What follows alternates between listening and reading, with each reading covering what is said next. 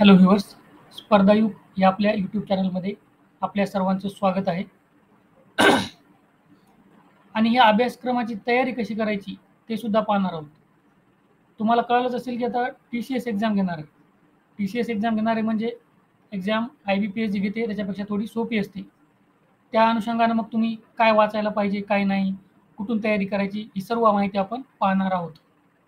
तसेच सरळ सेवा भरतीबाबत, स्पर्धा परीक्षेबाबत अपडेट्स मिळवण्यासाठी आपल्या चॅनलला सबस्क्राईब करून ठेवा आणि बेल आयकॉन प्रेस करा, म्हणजे असे महत्त्वाचे व्हिडिओज सर्वात अगोदर तुमच्यापर्यंत पोहोचतील. तुम्हाला स्पीड जर स्लो वाटत असेल तर तुम्ही यूट्यूबवर फीचर आहे, सुविधा आहे 1.5 किंवा 1.2 वर व्हिडिओ पाहू शकता. हे पहा इथे आयुक्त अन्न व औषध प्रशासनातील कार्यरत प्रयोगशाळांमध्ये ही भरती आहे. मुंबई, नागपूर, छत्रपती संभाजीनगर विभागातील विश्लेषण रसायनशास्त्रज्ञ गट ब, अराजपत्रित व वरिष्ठ तांत्रिक सहाय्यक गट क हे जे संवर्ग आहेत त्यातील रिक्त पदांवर ऑनलाईन पद्धतीने अर्ज मागविण्यात येत आहेत. हे पहिलं पद बघा, वरिष्ठ तांत्रिक सहाय्यक. टोटल पद आहेत बघा 37. तुमच्या प्रवर्गानुसार इथं तुम्ही पदं पाहू शकता किती आहेत काय नाही. राखीव पदे 11 आहेत आणि आरक्षित पदे 26 आहेत.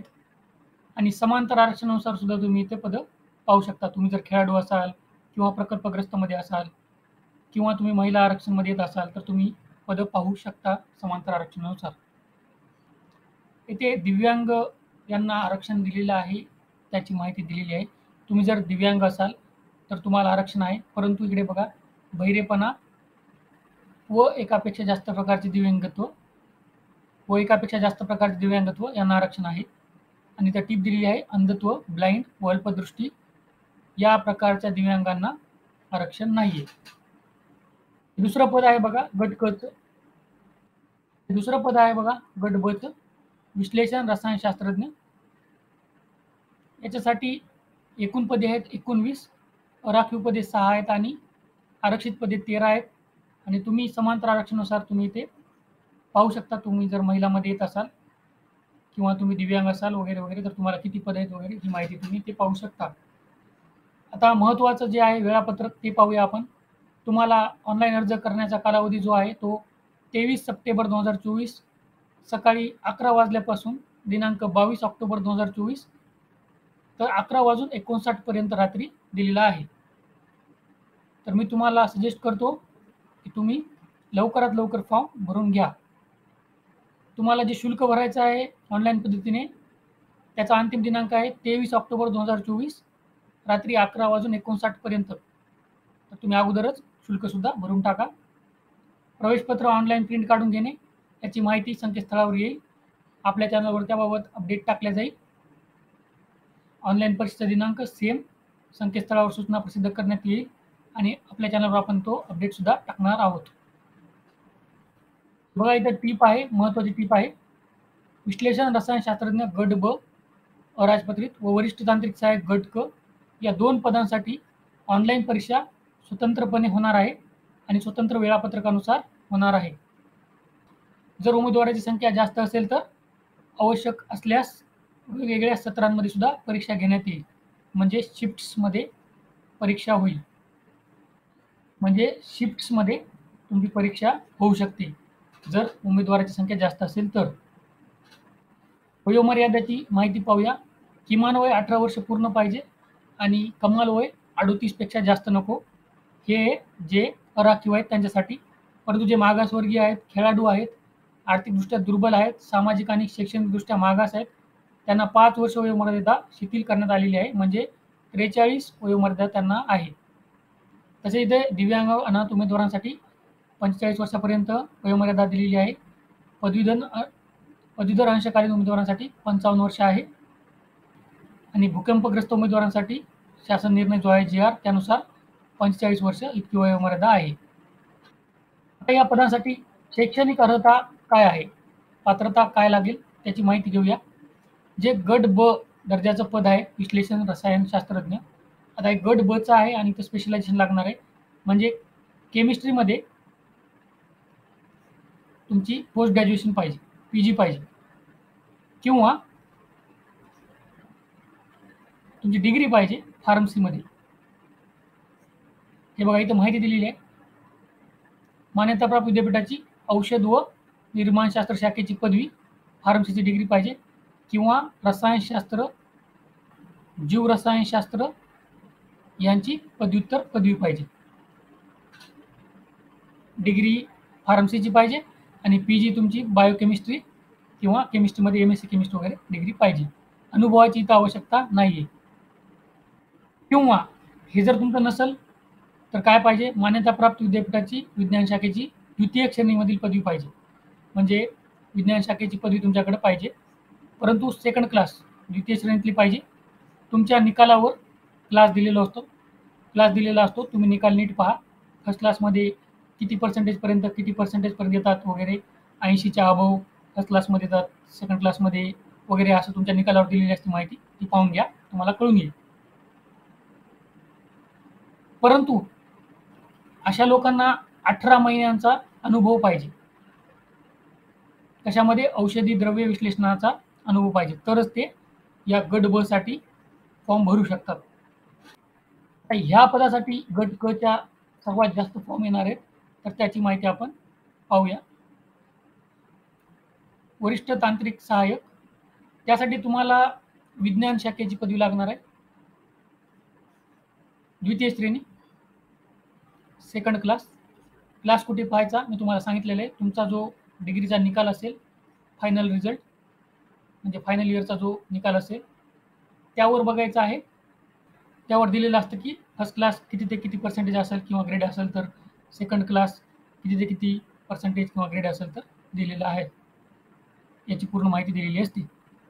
किंवा हे नसेल तर डिग्री पाहिजे तुमची फार्मसीमध्ये, औषध निर्माणशास्त्रामध्ये पदवी तुमच्याकडे पाहिजे. फीस पाहूया आता किती आहे. अराखीव जे आहेत त्यांना 1000 रुपये फीस आहे आणि जे राखीवमध्ये आहेत त्यांना 900 रुपये फीस आहे. माजी सैनिक जे आहेत त्यांना शुल्क आकारले जाणार नाही, हे लक्षात ठेवा. इतर सूचना इथं दिलेल्या आहेत, त्या तुम्ही वाचून घ्याव्या. आणि ही वेबसाईट आहे www.fda.maharashtra.gov.in. या वेबसाईटला तुम्ही व्हिजिट करत राहा किंवा आपल्या चॅनलला सबस्क्राईब करून बेल आयकॉन प्रेस करून ठेवा. म्हणजे तुम्हाला या वेबसाईटला व्हिजिट करायची गरज लागणार नाही. आता पूर्ण अभ्यासक्रमबद्दल माहिती पाहूया. आता बघा, वरिष्ठ तांत्रिक सहाय्यक गट क चं जे पद आहे, इंग्लिश विषय आहे. इंग्लिश विषयामध्ये इथे बघा दिलेलं आहे ग्रामर, टेन्स, व्होकॅब्युलरी वगैरे वगैरे वगैरे, सिंपल सेंटेन्स स्ट्रक्चर हे ते. तर TCSच्या एक्झाममध्ये जास्त करून काय विचारतात तर हे बघा, सोपं असतं. सिलेबस जो आहे इंग्लिश मराठी एकदम सोपं असतं, त्यामुळे तुम्हाला काळजी करण्याचं काहीही गरज नाही. तुम्हाला स्पेलिंग मिस्टेक विचारतात बघा इंग्लिशमध्ये, तसंच तुम्हाला सेंटेन्स करेक्शन सुद्धा विचारतात. म्हणजे तुम्हाला सेंटेन्स जे दिले जातं त्यामध्ये काही चुकीचं दिलं जातं, ते विचारतात की याच्यामध्ये काय चुकीचं आहे. तर हे सेंटेन्स करेक्शन जे असतं ते जास्त करून तुम्हाला सब्जेक्ट वर्ब ॲग्रीमेंट याच्यावर एक क्वेश्चन असतो, म्हणजे असतो सब्जेक्ट वर्ब ॲग्रीमेंट, आर्टिकलवर असतो. आणि डिग्री, सुपरलेटिव्ह कंपेरेटिव्ह डिग्री यावर प्रश्न असतो. म्हणजे हे 3-4 घटक आहेत इंग्लिशमध्ये, तुम्हाला यावर प्रश्न असतात. हे बघा, आपण बघितलं स्पेलिंग मिस्टेकवर एक असतो, सेंटेन्स करेक्शनमध्ये आपण बघितलं काय काय असतं. पुन्हा सिनॉनिम्स समानार्थी शब्द, अँटोनिम्स विरुद्धार्थी शब्द, आणि बाकी मग काही साधे काही रिकाम्या जागा तुम्हाला भरायच्या असतात वगैरे, त्यामध्ये ऑप्शन्स असतात तुम्हाला दिलेले. बस एवढ्या गोष्टी असतात. जर या व्हिडिओवर 2000 पेक्षा जास्त व्ह्यूज आले आणि 100 पेक्षा जास्त लाईक्स आले तर मी याची तयारीसुद्धा तुमच्याकडून करून घेतो. म्हणजे इंग्लिशमध्ये काय काय कव्हर करायचं ते करून घेतो, मराठीमध्ये सुद्धा काय काय कव्हर करायचं ते करून घेतो, बाकीचे जे आहेत सगळं कव्हर करून घेतो. परंतु या व्हिडिओवर एवढे व्ह्यू आले पाहिजे, कारण मी सुद्धा व्हिडिओ टाकणार आहे. मला पण 5-10 व्ह्यू भेटत असेल तर मला काय फायदा त्यामध्ये. मी जर काय व्हिडिओ टाकला असेल तर जास्तीत जास्त जणांना फायदा व्हावा, आहे ना, तरच मला पण काही एन्करेजमेंट भेटेल व्हिडिओ टाकण्यासाठी. ठीक आहे, चला तर पुढे बघूयात. हे बघा, मराठीमध्ये तर TCSमध्ये काहीच करायची गरज नाही तुम्हाला, खूप सोपं असतं. फक्त अलंकारचे डेफिनेशन वाचून घ्या चांगल्या, 1-2 उदाहरणं पाहून घ्यायची. बाळासाहेब शिंदे सरांचं चांगलं पुस्तक आहे. पुन्हा मनी व वाक्प्रचार वगैरे. पुन्हा समासावर सुद्धा प्रश्न असतात. महत्त्वाचं आहे. समानार्थी विरुद्धार्थी प्रयोग, प्रयोगावर सुद्धा प्रश्न असतात. आणि इथे दिले बघा प्रसिद्ध पुस्तके आणि लेखक.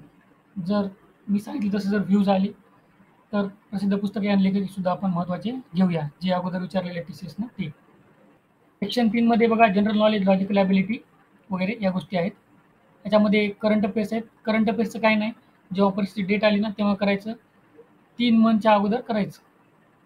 परीक्षा समजा जर तुमची फॉर एक्झाम्पल धरू आपण, समजा परीक्षा जानेवारी 2025 मध्ये, तर तुम्हाला करंट अफेअर जे करायचं ते डिसेंबर 2024चं करायचं, नोव्हेंबर 2024चं करायचं, ऑक्टोबर 2024चं करायचं, बस झालं.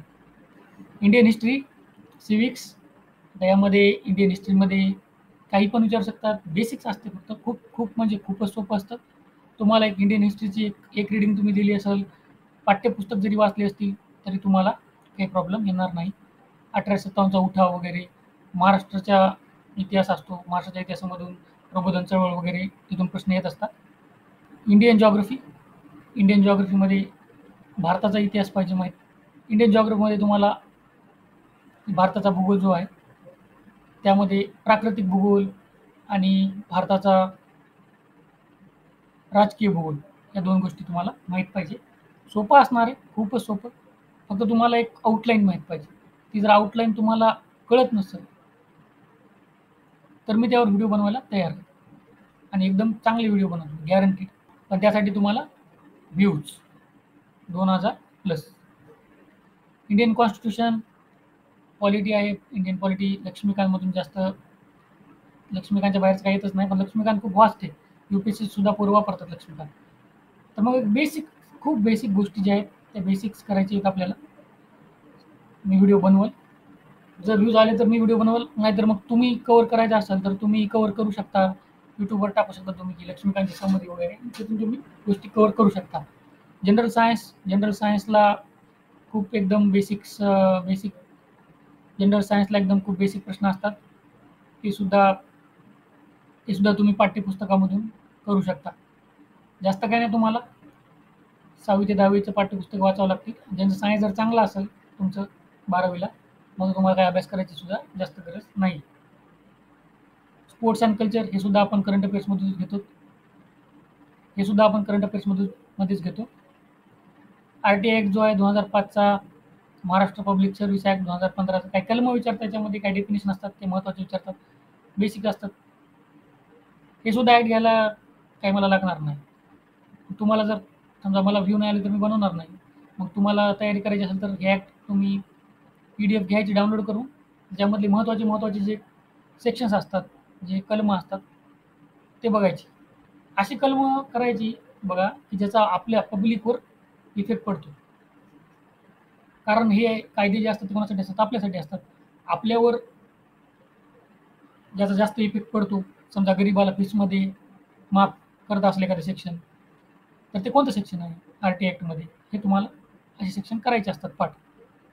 तसंच इथे बघा information and technology related basic knowledge, IT तुम्हाला नॉलेज आहे ते बघतात. थोडं व्हायरसबद्दल विचारतात, सोशल इंजिनिअरिंग वगैरे टर्म असतात त्याबद्दल माहिती तुम्हाला विचारतात. बेसिक्स असतात, ते जास्त अवघड नसतं. एखादं तुम्ही व्हिडिओ जरी पाहिला सरळ सेवासाठी IT इन्फॉर्मेशन टेक्नॉलॉजी, तिथून सुद्धा तुम्ही कव्हर करू शकता. किंवा जर मला व्ह्यूज आले तर मी सुद्धा बनवेन. मी तर एकदम बेस्ट बनवल, कारण माझं MC सुद्धा झालेलं आहे. ॲप्टिट्यूड टेस्टमध्ये बेसिक क्वेश्चन असतात ॲप्टिट्यूडचे. यूट्यूबवरून तुम्ही क्लास Cसाठी ॲप्टिट्यूड टेस्ट पाहून तुम्ही कव्हर करू शकता. बेसिक अरिथमेटिक नॉलेज सुद्धा असतं. पर्सेंटेजचे क्वेश्चन असतात, त्याच्यामध्ये सक्सेसिव्ह पर्सेंटेज वगैरे विचारतात.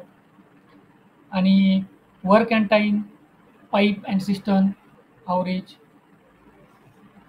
Simple compound interest, simple and compound interest, ratio and proportion, या 7-8 गोष्टी, 7-8 चॅप्टर जे आहेत त्याच्यावरून प्रश्न येतात. त्यामुळे काही जास्त अवघड नसतं. पुन्हा सांगतो मी, TCSचा पेपर जास्त अवघड नसतो, त्यामुळे चिंता करायची नाही. परंतु अवघड नाही म्हणजे काय, सगळ्यांनाच मार्क पडणार, सगळ्यांना सोपं असणार. आपल्याला एकदम टार्गेटेड तयारी करता आली पाहिजे, तरच आपण एकदम आरामात पास होऊ. आणि हे बघा सब्जेक्ट नॉलेज पाहिजे तुम्हाला. केमिस्ट्रीचं आता केमिस्ट्रीसाठी पद आहे म्हणून अन्न व औषध प्रशासनामध्ये. तर केमिस्ट्रीमध्ये तुम्हाला बेसिक काही गोष्टी माहीत पाहिजे. अनालिटिकल केमिस्ट्रीमध्ये जास्त करून इथं फोकस करायचा फूड फूडच्या संबंधित जे काही संबंध असेल, एखादा केमिस्ट्रीमध्ये काही टर्म्स असतील, काही लॉज असतील वगैरे असतील, तर ते करायच्या. इन्स्ट्रुमेंटल केमिस्ट्रीमध्ये सेम, बायोलॉजीमध्ये सुद्धा सेम. गट ब पदासाठी विश्लेषण रसायनशास्त्रज्ञासाठी सेम सिलेबस, सेम. फक्त जे स्पेशलायझेशन आहे त्याच्यामध्ये थोडे 2 एक्स्ट्रा घटक आहेत. हे बघायचं. Chemistry, analytical chemistry, instrumental biology हे वर पण आहे क्लास सीसाठी. फक्त इथे मायक्रोबायोलॉजी आणि बायोकेमिस्ट्री ॲड केलेले. मार्क्स वगैरे सगळं सेम आहे. परंतु आता काय असणार आहे, दर्जा. दर्जामध्ये फरक असणार आहे. ही क्लास बीची पोस्ट आहे. त्यामुळं दर्जा थोडा उच्च असणार आहे क्लास सीपेक्षा. जर याची तयारी करत असाल तर थोडं चांगली तयारी करावी लागेल. एकदम बेसिकनं काम चालणार नाही. परंतु स्पेशलायझेशनमध्ये तुम्हाला माहिती आहे की ही गोष्टी मराठी, इंग्रजी जास्त लोकांना माहीत नसतात. स्पर्धा परीक्षेची तयारी करत आहेत, ज्यांनी सरळ सेवा दिलेल्या आहेत, ते एकदम आरामात करून टाकतील. परंतु फोकस जास्त करायचा तुम्हाला इथं, सब्जेक्ट नॉलेज. या प्रकारे आपण सगळी ॲडव्हर्टाइजमेंट पाहिलेली आहे. अभ्यासक्रमचं विश्लेषण पाहिलेलं आहे. अजून तुमच्या काही अडचणी असतील तर तुम्ही कमेंट करून विचारू शकता. आशा करतो या व्हिडिओमुळे तुम्हाला फायदा होईल. All the best. Thank you.